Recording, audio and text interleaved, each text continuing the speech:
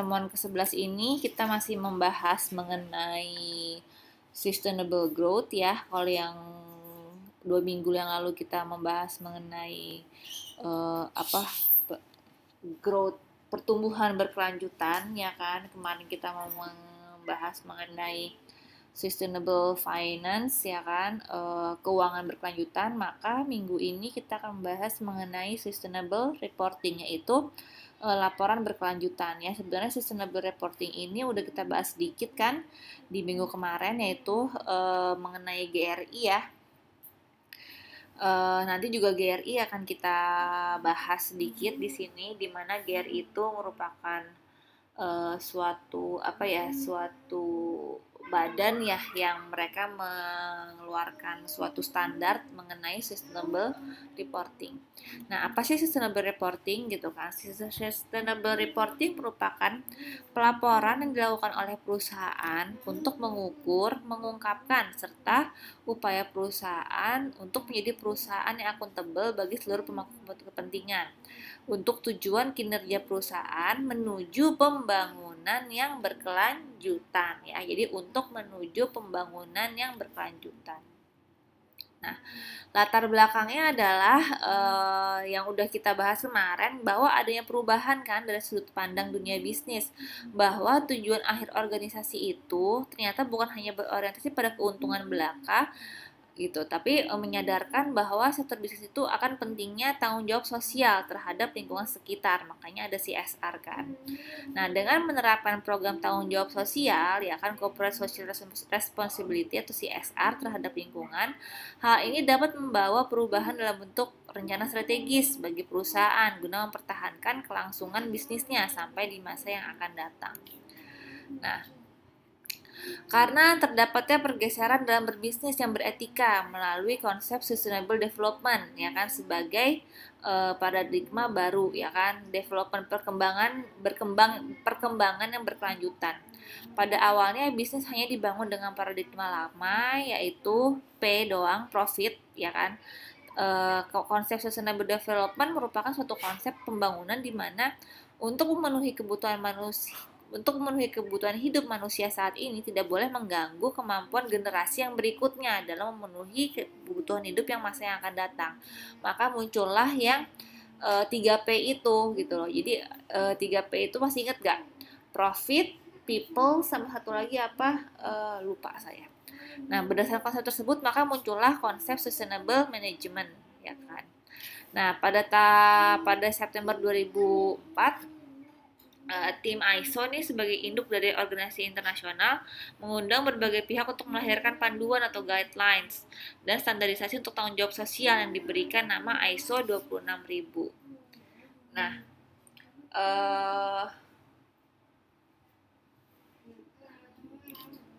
manfaat perusahaan dalam mengimplementasikan sustainable management adalah perusahaan lebih peduli terhadap masyarakat dan lingkungan sekitar dalam pembangunan komunitas atau CSR-nya. Terus perusahaan bukan hanya mengejar keuntungan bagi pemilik semata, namun juga harus menjaga dan memberi nilai tambah pada masyarakat dan lingkungannya. Lalu meningkatkan nama atau reputasi perusahaan sehingga terjaga citra image yang positif.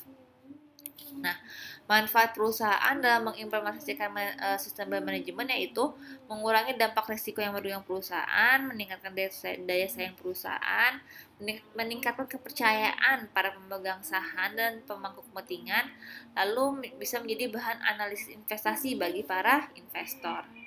Nah, ini yang kemarin kita bahas, itu Global Reporting Initiative ya kan, telah mengeluarkan panduan atau pedoman yang dapat digunakan untuk mengukur praktek sustainable management berupa GRI Sustainable Reporting Guidelines dengan menunjukkan profit, planet, dan people. Jadi untuk mengukur sustainable management berupa GRI Sustainable Reporting Guidelines dengan menunjukkan beberapa elemen penting yang berhubungan, yaitu ekonomi, lingkungan, dan manusia ya kan, yang tadi 3 bottom line: profit, keuntungan, planet, lingkungan, people, manusia ya. Jadi tidak hanya berorientasi pada profit, maka harus berorientasi kepada people, people yaitu sosial, dan planet yaitu lingkungan. Lalu muncullah sustainable reporting nih. Perusahaan telah go public memiliki kewajiban membuat laporan berkelanjutan. Ya, jadi untuk perusahaan yang telah go public itu memiliki kewajiban membuat sustainable reporting sesuai dengan amanat pasal 66 tentang PT. Nah, melalui penerapan sustainable reporting diharapkan perusahaan dapat berkembang secara kelanjutan, sustainable growth yang didasarkan pada etika bisnis. Nah, ini sustainable reporting dan kaitannya dengan akuntansi lingkungan, ya kan? Nah, akuntansi lingkungan dapat didefinisikan sebagai proses pengidentifikasian, pengukuran dan pengalokasian biaya lingkungan hidup dan pengintegrasian biaya-biaya ke dalam pengambilan keputusan usaha serta mengkomunikasikan hasilnya kepada para stockholders perusahaan, di mana biaya lingkungan merupakan dampak bagi moneter maupun non-moneter yang harus diakui sebagai akibat dari dilakukannya kegiatan yang mempengaruhi kualitas lingkungan. Nah, pada akuntansi lingkungan terhadap perhitungan atas polusi, baik air, tanah, dan udara, pengelolaan sampah, limbah, dan lain-lain secara langsung atau tidak langsung terkena akibat dari kegiatan usaha yang dilakukan oleh perusahaan atau organisasi. Nah, hal ini mengindikasikan bahwa bisnis yang dibangun haruslah menguntungkan tidak hanya bagi perusahaan, tetapi juga harus bermanfaat bagi manusia atau pekerjanya dan lingkungan di sekitarnya. Nah, pandangan ini didasarkan pada konsep sustainable development, yaitu konsep pembangunan di mana untuk memenuhi kehidupan hidup manusia sekarang tidak boleh mengganggu kemampuan generasi yang akan datang dalam memenuhi kebutuhan hidup mereka di masa yang akan datang. Jadi jangan cuman mikirin sekarang aja, tapi generasi yang masa datang gitu, di generasi yang akan datang itu nggak bisa terpenuhi karena lingkungannya udah hancur nih sama generasi yang sekarang. Nggak boleh gitu. Jadi konsep bisnis sekarang itu gimana caranya perusahaan itu tidak hanya menguntungkan, ya kan, tidak hanya berguna untuk sekarang, tapi juga kita itu harus menjaga supaya generasi yang akan datang itu tetap bisa memenuhi kehidupan mereka gitu. Nah, cara yang mudah untuk mengimplementasikan pengukuran dan penganalisisan sustainable development yaitu dengan menggunakan sustainable reporting dalam praktiknya, ya kan? Nah, karena kan susah ya untuk mengukur, untuk kita tahu ini perusahaan sustainable growth udah sampai mana sih, sustainable finance udah sampai mana sih gitu kan ya. Karena susah, maka dibikinlah nih suatu sustainable reporting biar kita tahu cara mengukur dan menganalisa dari sustainable development-nya, di mana dalam sustainable reporting ini dapat menginformasikan segala bentuk kegiatan perusahaan melalui pos-pos pembiayaan perusahaan guna lingkungan sosialnya yang tentunya berbeda seperti pengungkapan pada laporan keuangan seperti biasanya. Jadi nanti disclose-nya itu beda sama laporan keuangan biasanya nih kalau untuk kegiatan perusahaan untuk pembiayaan perusahaan guna lingkungan sosialnya. Nah, lalu ini adalah faktor pendorong untuk mengimplementasikan sustainable business. Secara internasional, kesadaran akan pentingnya komitmen bersama untuk menurunkan emisi gas rumah kaca dan menyelamatkan dunia dari kerusakan yang lebih parah dimulai dari protokol Kyoto. Nah, kesepakatan ini yang ditandatangani tanggal 11 Desember 97 dan diberlakukan sejak 16 Februari 2005, diratifikasi oleh 181 negara di dunia. Setiap negara, terutama negara-negara industri nih ya, pabrik-pabrik nih ya, yang menjadi penyumbang terbesar dalam emisi gas rumah kaca mempunyai target penurunan emisi. Jadi mereka tuh harus mulai memperhitungkan limbah yang mereka hasilkan. Dan target-target tersebut diturunkan pada setiap perusahaan di negara-negara tersebut. Karena efek gas rumah kaca itu, jadi mulai sekarang kita tuh benar-benar harus yang namanya perusahaan tuh benar-benar harus peduli dengan lingkungan gitu loh, karena emang efek gas rumah kaca tuh emang makin parah kan gitu. Kemarin itu terakhir tuh gunung es terbesar ya, gunung es yang besar banget di Antartika tuh udah mulai pecah bagi dua. Jadi dunia tuh udah makin rusak lah sama manusia. Nah, faktor-faktor yang mendorong implementasi strategi keberlanjutan perusahaan. Yang pertama adalah kepatuhan terhadap regulasi dan hukum, pengelolaan resiko terhadap merek dan reputasi perusahaan, mencapai keunggulan bersaing dan profitabilitas jangka panjang, efisiensi dan penghematan biaya, nilai-nilai perusahaan, ya kan?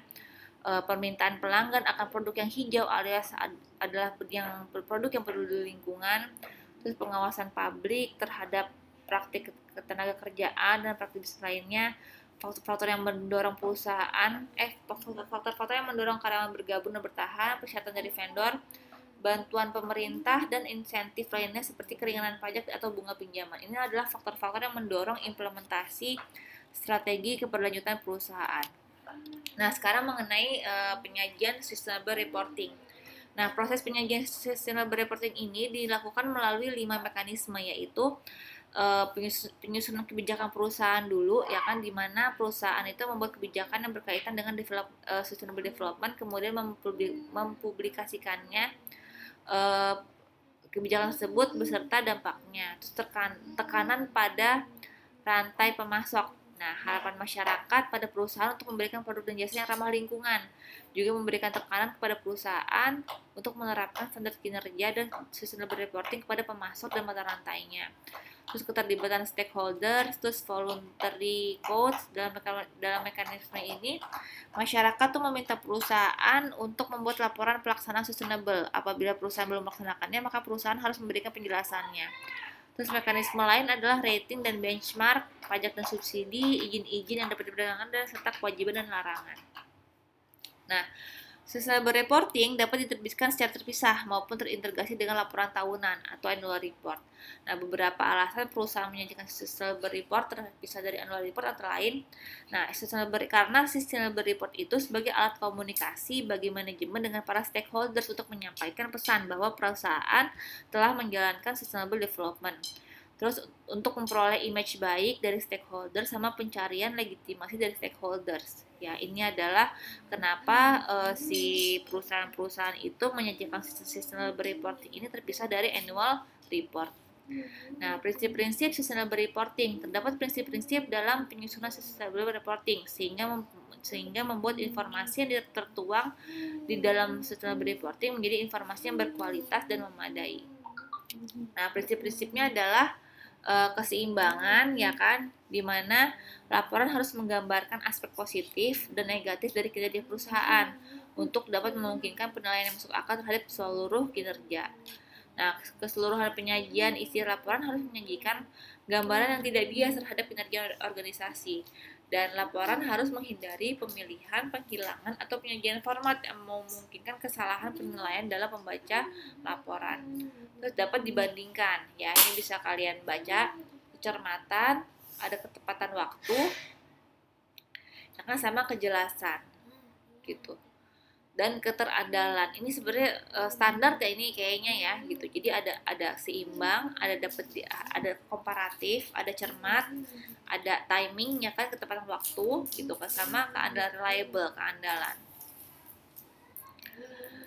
Terus, nah ini adalah item-item sustainable reporting versi GRI ya. Jadi indikator beserta aspek yang dilaporkan dalam sustainable reporting versi GSI. Jadi GRI itu dia udah bikin pedoman ya kan untuk membuat sustainable reporting adalah ini. Ada economic performance indicator, ada masalah ekonominya, ada masalah environmentnya, lingkungannya, ada masalah sosialnya, pekerjanya, ini labor gitu kan, ada masalah haknya, human rights performance, ya kan, ada diskriminasi gak gitu, ada apa namanya, ya pokoknya itu deh. Terus mengenai society juga ada gitu, mengenai product responsibility performance, ya kan. Nah, ini mengenai ISRA. Nah, kita harus tahu dulu ISRA itu apa gitu kan.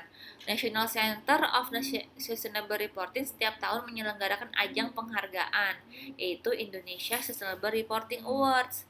Nah, ajang tahunan ISRA ini diselenggarakan atas kerjasama antara INCSR bersama dengan Indonesia, Netherlands Association, serta American Chamber of Commerce dalam dukungan Kementerian Negara Lingkungan Hidup, kedutaan besar di Belanda, sama Komite Nasional Kebijakan Governance, sama ada Institut Akuntansi Manajemen Indonesia, ada Corporate Governance, sama ada asosiasi emiten Indonesia.